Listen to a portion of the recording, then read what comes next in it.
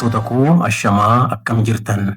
Mootummaan jijjiiramaa imalli magaalomsuu haaraa Oromiyaa hudhaalee jiranii fi turan mala kalaqawaa fi hammattoon akka furamaniif tarsiimoo fi imaammataawwan garaagaraa bocuudhaan hojiirra oolchaa akka jiru ni beekama.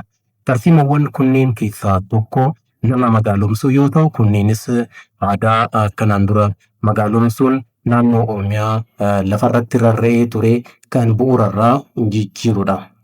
Mootummaan naannoo Oromiyaa tarsiimoo nama magaalomsuu kanaan namni baadiyyaarraa gara magaalaatti wayitii ce'umsa gama hundaan dhufuuf qophaa'uu fi ejjennoo kallattii maraan akka qabatan haala kan mijeessudha.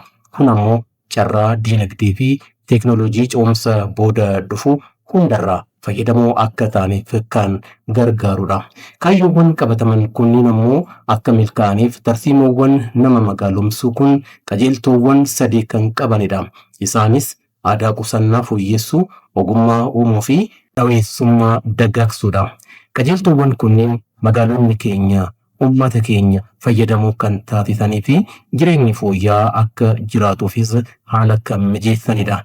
Dhimma kana ilaalchisuudhaan pirezidaantiin mootummaa naannoo Oromiyaa obbo Shimallis Abdiisaa wanti dubbatan jira akka hordoftaniif kunootiin affeereera.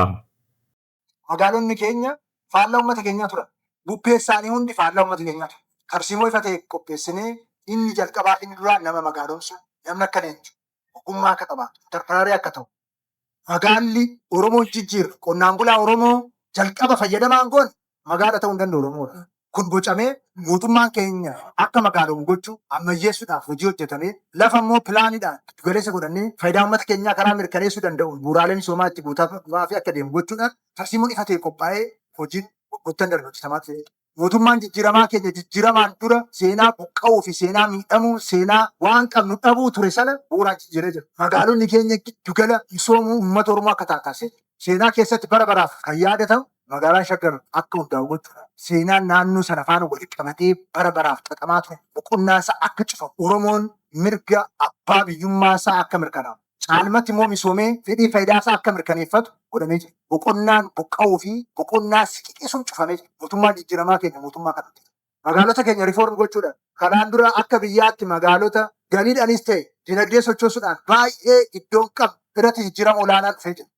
Magaalota gurguddoo maastar pilaanidhaan hundeessuu danda'ama. Adaamaa, Bishooftuu, Shaashamannee, Roobee, Maayaa kanneen biroos Jimmiif Naqamti karaa akka qabatan godhamaati. Magaalonni kaanis amma haaromeetti jiran fedhii fi faayidaa uummata keenyaa karaa mirkaneessuu danda'an. Diinagdee karaa uumuu danda'an. Diinagdeen uumamu sun immoo karaa uummata keenya giddu galeessa godhateen akka deemuuf hojii bal'aan hojjetan. Kanaaf magaalaa fi Oromoon masaanuudha jedhamee kan yaadamaa ture sun Oromoon abbaa magaalota isaa ta'ee fayyadamaa akka ta'u mootummaa jijjiiramaa kenna. Faayidaan uummata keenyaa magaalomsuu faana wal qabatee jiru milkaa'uu irra jiraataa milkaa'aa jira. Jabaannee yoo hojjenne magaalota keenya giddugala ce'umsa hundaa goonee haga haaromeetti raajii hojjechuun akka danda'amu gomuutti qabatamaa ture.